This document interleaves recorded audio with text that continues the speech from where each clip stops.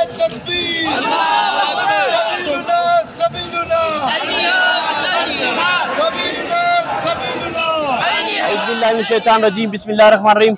जैसे कि आपको पता है, जिस तरह का जुल्म फ़लस्तीन में एक तंग नज़र और एक जालिम मुल्क जो पूरी दुनिया को ललकार रहा है, अपनी जुल्म और बर्बरियत जो है एक मजलूमों के ऊपर दिखा रहा है। जिस तरह फ़लस्तीन में आपके सामने फास्फोरस बम्बिंग जो पूरी दुनिया में जो इंसानियत को लर्जाने वाली है वो की जा रही है। बहुत सारे मासूम बच्चे जिन्होंने अभी तक दुनिया में 6 महीने, साल, 2 साल, उनका क्या कसूर है? पूरे गजा सिटी को उन्होंने आलम पूरी दुनिया के सामना किया है कि हमने इसको मिट्टी का ढेर बनाना है।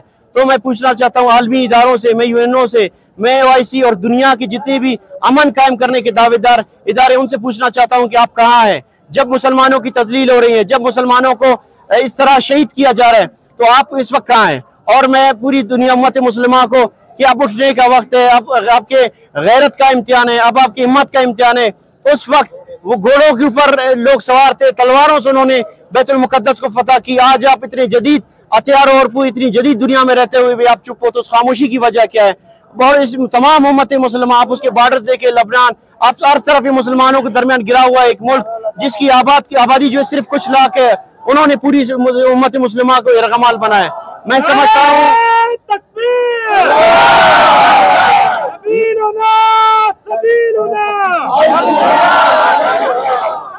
मैं समझता हूँ आज जो है फलस्तीनी यरगमाल नहीं, यरगमाल पूरी इस्लामी दुनिया है, क्योंकि आज उन्होंने अपने महदूद वसाइल में लेकर भी अपने एक ताकतवर दुश्मन को ललकारा है और उससे लड़ रहे।